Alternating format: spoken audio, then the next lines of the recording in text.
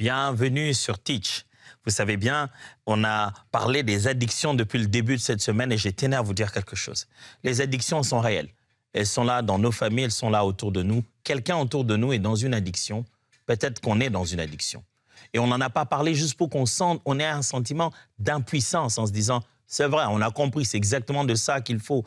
On a compris de quoi tu parles. » On a parlé des addictions pour que nous voyions ce que la prière peut faire contre les addictions. Alors, comment on peut aborder une prière lorsqu'on sait qu'on est dans des addictions ou qu'on a un ami qui est dans des addictions? Quelle serait la prescription spirituelle face aux addictions? Alors, let's teach. Grandissons ensemble. Laissez-moi commencer par vous lire 2 Pierre, chapitre 1, versets 4 à 6. 2 Pierre, chapitre 1, 4 à 6. Par cette gloire et cette puissance divine, nous avons reçu des promesses d'une suprême importance et d'un prix inestimable. Grâce à elles, vous pourrez échapper à l'empire des passions qui mènent ce monde à la ruine et devenir participant de la nature divine. Pour cette raison même, faites de votre côté tous vos efforts pour développer votre foi, pour lui adjoindre l'énergie morale et lui faire produire une vie active et vertueuse, que votre énergie morale s'accompagne des connaissances spirituelles, à la connaissance spirituelle, ajoutez la maîtrise de soi, à la maîtrise de soi, l'endurance dans l'épreuve, et à cette attente patiente du secours divin, l'attachement à Dieu et une confiance toujours plus en lui. Pierre est en train de dire quelque chose d'effort ici. Il va faire comme un... Il va monter un mur, je vais le dire, dans la vie de croyant, en leur montrant que vous pouvez ajouter à votre foi la connaissance, la patience, ainsi de suite. Mais il commence en disant, par cette gloire et cette puissance divine, nous avons reçu des promesses d'une suprême importance, d'un prix inestimable.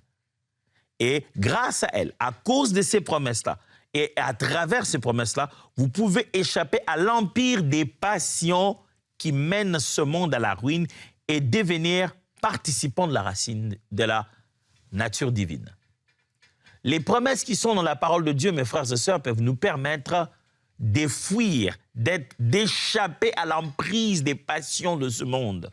Frères et sœurs, il y a dans la parole de Dieu la possibilité de sortir des addictions.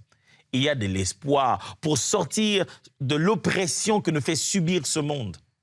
Il y a de l'espoir pour sortir de ce poids que le monde dans lequel nous sommes est en train de nous faire subir.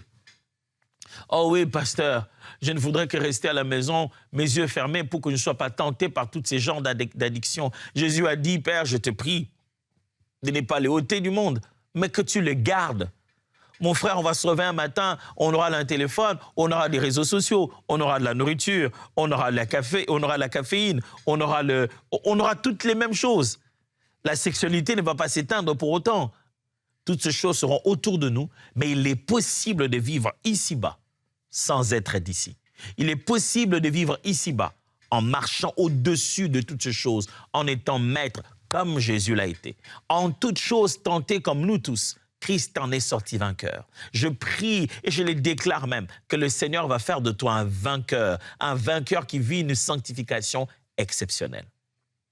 Parce que ce que l'on veut en parlant de ces addictions, ce n'est pas juste que vous deveniez un meilleur citoyen. Ce n'est pas simplement que vous puissiez changer, parce que tout changement de comportement n'est pas de la sanctification. Chaque fois que les gens changent dans leurs habitudes, ils ne deviennent pas de plus en plus comme Christ. Parce que Christ n'est pas leur objectif. Certains changements de notre comportement sont juste les conséquences de notre conscience du danger. Le médecin nous a dit, tu continues ça, opération à cœur ouvert. Ah, non, j'arrête. Il n'a pas arrêté parce qu'il s'est rendu compte qu'il est impur et mal et qu'il devait abandonner cela pour ressembler de plus en plus au Fils de Dieu et devenir réellement comme Christ. Il a arrêté parce qu'il a vu sa mort prochaine. Ce que nous sommes en train de poursuivre ici en parlant de ces addictions et comment prier pour ces addictions, c'est plus que le changement du comportement. C'est de la sanctification, le souci de vivre sa vie comme Jésus. Comme Jésus étant le modèle parfait, la nature que nous devions suivre. Comment vivre comme Jésus? C'est ça le but de notre prière. C'est ça le but pour lequel nous sommes en train d'apprendre toutes ces choses. Alors, comment faut-il prier lorsque nous sommes en face d'une addiction, lorsque nous avons vécu ou nous avons autour de nous des personnes qui vivent, quelle serait la prescription de l'addiction? Premièrement, s'approprier les Saintes Écritures. Frère, vous voulez sortir de ces addictions, que ce soit des addictions de comportement, des addictions sexuelles ou des addictions de substances. On en a parlé, hein? On a pris du temps pour en parler. Vous voulez sortir d'une de ces choses ou de toutes ces choses? Apprenez à vous approprier la parole de Dieu.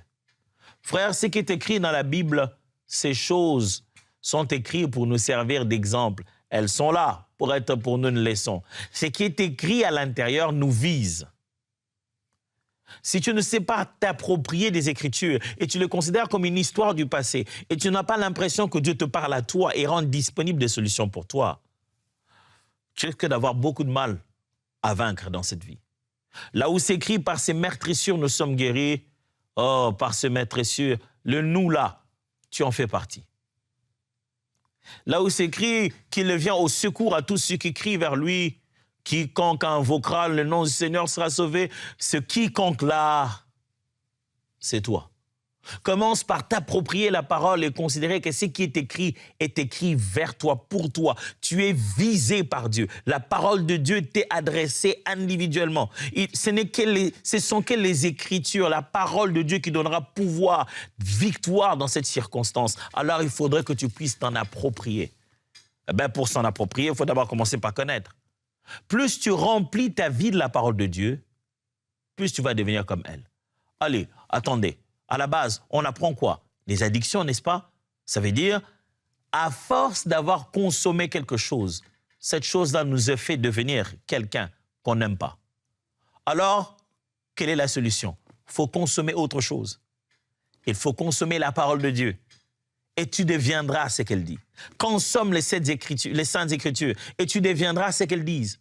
Lis-la matin, midi, soir. Prends le temps d'étudier. Ne donne pas l'impression d'avoir compris. Moi, quand j'ai commencé à étudier dès le début la parole de Dieu, j'ai détesté le fait de passer des pages et d'avoir des impressions d'avoir compris. Je comprenais des notions de façon générique et ça commençait à m'énerver. Je dis non, mais je crois avoir compris, mais je pense qu'ils n'ont pas utilisé ce mot comme ça. Les mots sont utilisés au sens large, au sens figuré. Je me suis dit, je veux comprendre avant de passer. Chaque fois que tu entres à l'intérieur des Écritures, tu veux comprendre avant de penser, avant de passer. Le Saint-Esprit est en train de souffler la vie de Dieu, parce qu'au commencement était la parole. Même pour faire une nouvelle créature, c'est encore avec la parole que Dieu le fait. S'il a tout créé le début par la parole, là, même quand il veut faire une nouvelle créature, c'est toujours par la parole qu'il le fait. Prends la Bible au sérieux. Prends les vérités des Écritures au sérieux. Considère que ça te parle à toi. Mets la parole au centre. Oh, pas le document, la Bible, mais le contenu, les vérités. Mets cela au centre. Lis ça pour toi. Considère cela. Déclare ça pour toi-même. Lis-les à haute voix. N'y réfléchis pas seulement. Prends l'occasion de lire la parole de Dieu. Comment prier? Comment affronter spirituellement les addictions? Pasteur, tu nous parles de la parole. Ce n'était pas pour prier. Ah oui, mais sans la parole, comment vous priez? La déclaration de la parole, l'intériorisation de la parole est le meilleur, le premier pas, le pas le plus puissant dans la prière. Deuxièmement, faire des jeûnes cycliques. La beauté du jeûne, c'est que le jeûne a à la fois des conséquences spirituelles et des conséquences psychologiques. Même des conséquences physiologiques, corporelles. Quand on jeûne, on sait mieux synthétiser certaines matières dans notre corps. Notre corps a besoin de fois que nous puissions le vider comme ça jusqu'au bout, en jeûnant, en ne prenant rien, en passant un long moment entre ce que nous avons consommé et ce que nous allons encore consommer, pour que ça puisse très, très bien nous laver à l'intérieur. Ça, ce n'est que physiologique. Mais spirituellement, la place du jeûne, c'est que le jeûne a pour but de s'humilier devant le Seigneur d'abord. C'est pour montrer à Dieu à quel point on descend et on le montre à quel point on a besoin de lui, à quel point on a besoin d'aide. Dieu, j'ai vraiment besoin d'aide. J'ai vraiment besoin que tu m'aides. J'ai vraiment besoin que tu me viennes au secours.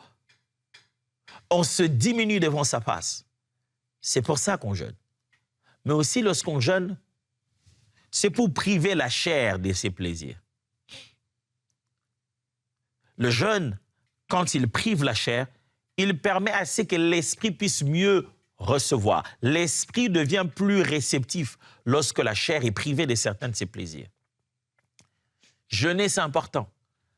Mais ce n'est pas seulement pour ça. Lorsque l'on jeûne aussi, le cycle de jeûne est un moyen aussi de sévrage. Lorsqu'on met quelqu'un dans un processus de sévrage, on veut aussi qu'il jeûne, qu'il consomme moins. On veut aussi qu'il fasse sortir certaines substances de son corps. Et jeûner de manière cyclique, c'est bâtir un nouveau combat. Plutôt, je vais dire, c'est bâtir un nouveau cycle. Je vais le dire plutôt comme ceci. Vous combattez l'ancien cycle par un nouveau. Vous ne pouvez pas rester vide. La nature a horreur de ça. Ce n'est pas comme ça que vous gagnez votre bataille. Il faut remplacer le mal par le bien. Il faut vous créer un nouveau cycle des habitudes sacrées. Et le jeûne et associé à la prière sont des très très bonnes habitudes, surtout pour sortir de toute forme d'addiction. Alors si vous dites chaque semaine je jeûne une fois, tenez-vous à ça.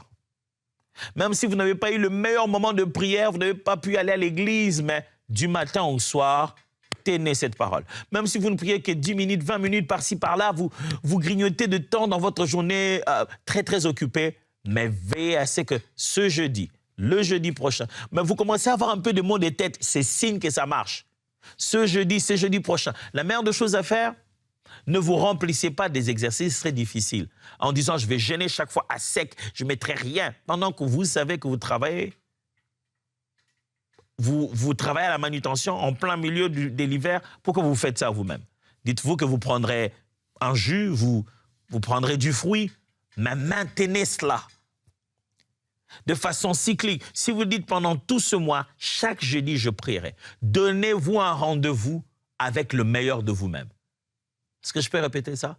Donnez-vous un rendez-vous avec le meilleur de vous-même. Ne vivez pas une vie où c'est seulement ce que vous ne voulez pas devenir que vous voyez. Donnez-vous un rendez-vous avec le meilleur de vous-même, où chaque fois, quand vous arrivez ce jour-là, vous êtes dans votre meilleur état, dans ce que vous voulez en réalité devenir. Changez votre cycle de douleur, votre cycle d'esclavage à des rendez-vous spéciaux avec Dieu. Troisièmement, résistez et chassez les démons. Ah oui. Il y a bien de la psychologie dans l'affaire, il y a bien de la psychothérapie dans l'affaire, il y a bien du péché de l'être humain dans l'affaire, mais allez, il y a bien le diable dans l'affaire. Et il ne faut pas qu'on se l'aire. Si vous voulez sortir de l'addiction, à un moment donné dans votre prière, vous devez vous tourner vers l'ennemi, vous tourner contre lui et lui parler sérieusement, droit dans les yeux. Satan, tu n'as pas de place ici. Vous devez être capable de prendre le courage et de chasser en l'appelant par son nom. Tu dis, ah, mais pasteur, je ne pense pas qu'il y ait quelque chose. C'est juste que j'aime seulement ça trop. Je ne pense pas qu'il y ait des démons dans l'affaire. Tu penses que quand un esprit mauvais a commencé à prendre le contrôle, il fait quoi? Il vient se présenter, il frappe. Écoute, moi, je suis un esprit mauvais. À partir de maintenant, sache que voilà, je vais te faire des doses un peu inhabituelles. Hey!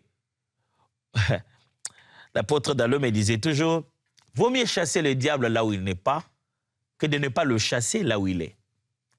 Vaut mieux pour toi avoir chassé. Au nom de Jésus, il n'y avait pas de diable, il n'y avait pas de diable.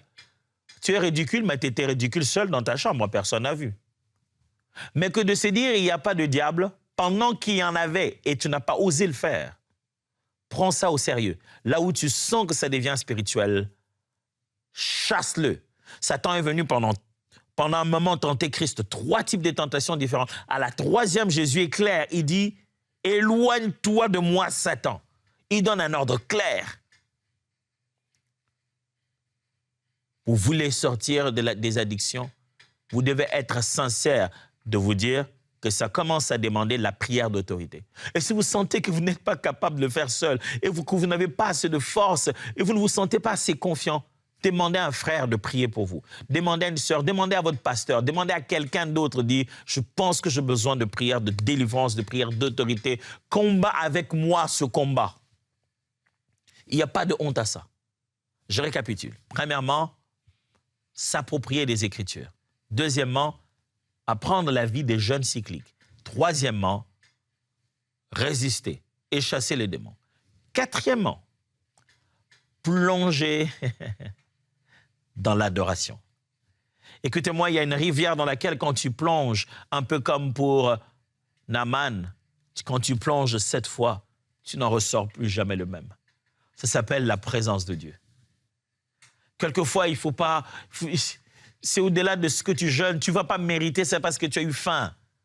Tu ne veux pas être libre parce que tu t'as fait souffrir. Tu ne veux pas être libre parce que tu as le mieux mémorisé les Écritures. Non, juste parce que tu as rencontré les libérateurs. Et c'est dans sa présence que ça se passe. Réapprends l'adoration. Apprends à nouveau la vie d'adorer Dieu. Les louanges sont en train de chanter, les cantiques sont en train de chanter. Verse-toi dans sa présence. Dis-lui qui il est. À force de lui dire qui il est, tu commenceras à le devenir. N'oubliez pas, à la base, nous ne sommes pas l'image originale. Nous ne sommes que le reflet. Nous ne sommes pas l'original, nous sommes l'image de Dieu. Parle beaucoup de ton original. Décris de mieux en mieux, de plus en plus, qui il est. Ça va de plus en plus te ramener à qui tu es censé être à son image. Prosterne-toi dans sa présence, dans l'adoration. Décris sa grandeur. Ô Dieu bon et puissant. Plus tu lui parles de ce qu'il est, mieux tu deviens tel qu'il est. Car tel qu'il est, tel que nous sommes aussi. L'adoration, le temps de la louange, le moment d'adoration, c'est un moment qui brise le chêne. Profites-en. Si tu n'arrives plus à le faire seul, va alors dans l'assemblée. Reste avec le frère et sœurs, mais passe ces temps dans l'adoration. Incline-toi dans la présence de Dieu. Accède à ce temps de prière. Adore Dieu. Jouis de cette musique qui est en train de jouer. Écoute les mots. Fais de ces mots-là tes propres mots. Et adore Dieu. L'adoration est l'un des meilleurs climats dans lequel j'ai vu des addictions disparaître. J'ai vu des hommes et des femmes sortir de temps de louange, ne plus jamais être le même. Pendant qu'on adore, le pan de sa robe, lorsqu'il nous touche, ça transforme toute notre vie. Il y a une sorte de toucher dans sa présence qui fait que... ce qu'on a expliqué, parlé, donné des explications, on a mené chez le psychiatre, on a tout fait. Mais dans la présence de Dieu, quand ça tombe, vous voyez quelqu'un qui s'est défendu, qui devient même nerveux quand on en parle, il pleure comme un bébé parce qu'Emmanuel est là. Il a baissé la garde, il ne sait plus se battre parce que celui devant qui il est plus puissant que lui. Cette addiction qui a commencé à devenir plus fort que toi. Alors, amène-les là où il y a plus fort que lui.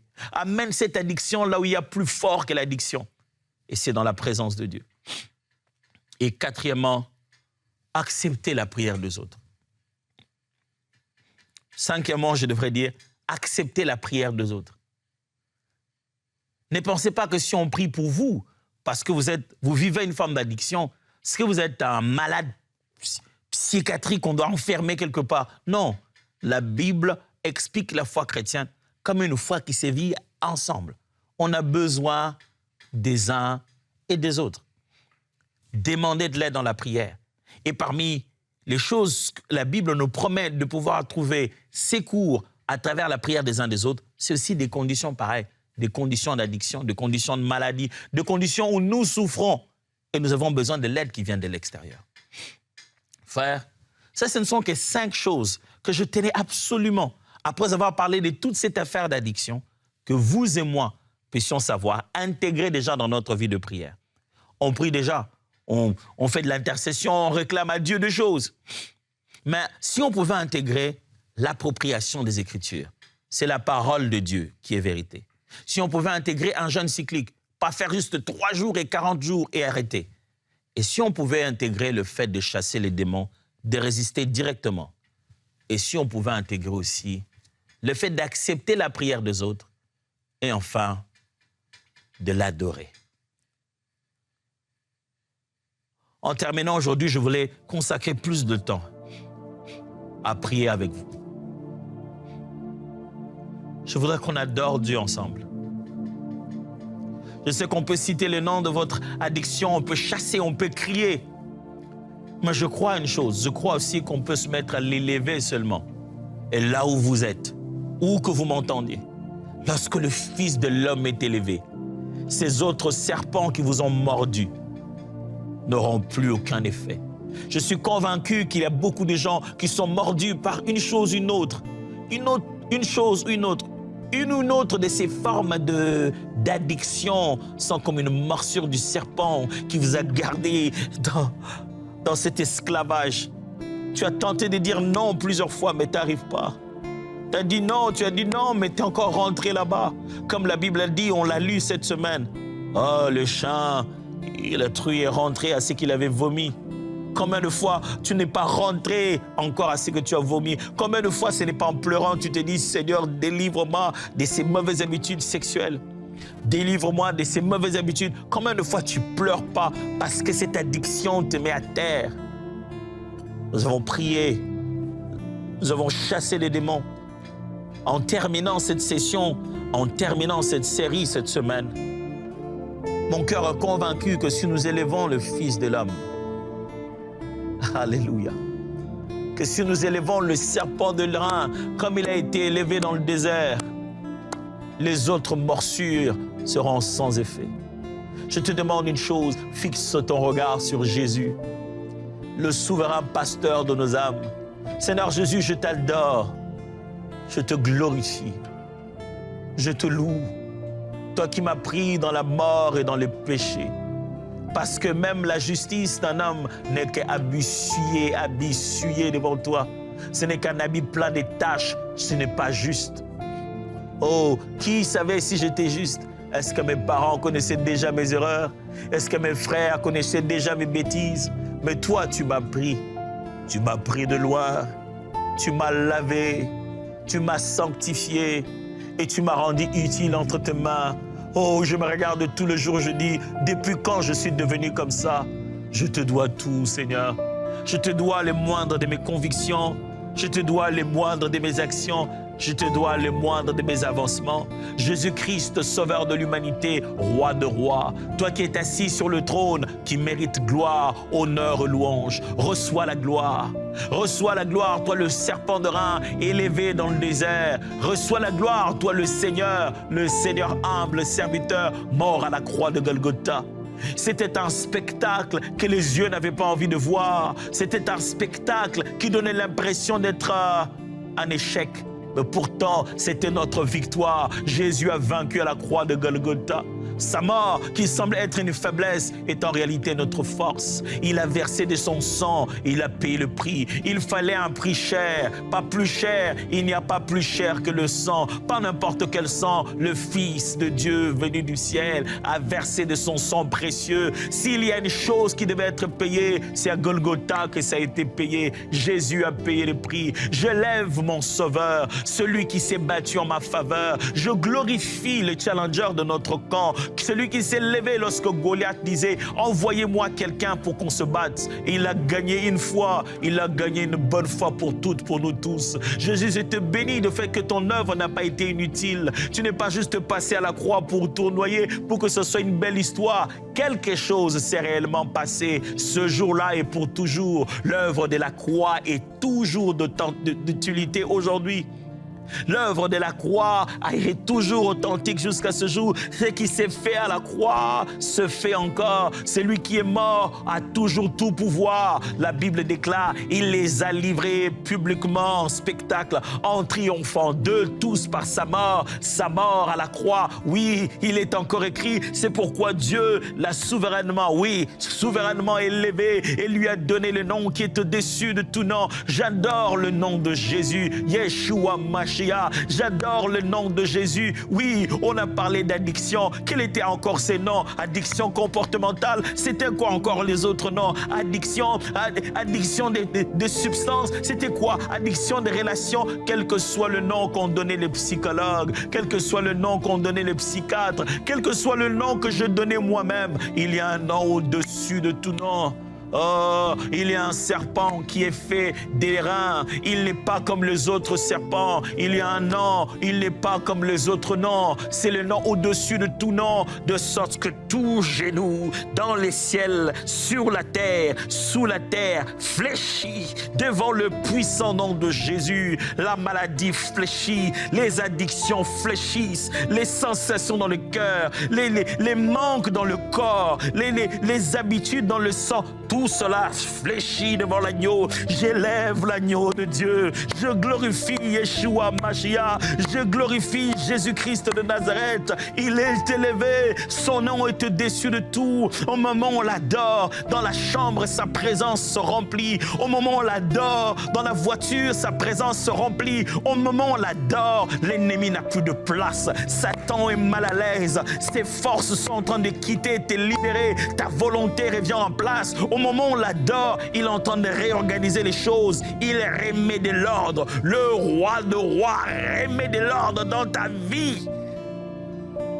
Jésus, tu es élevé. Tu es élevé plus haut. Louange à toi, Seigneur.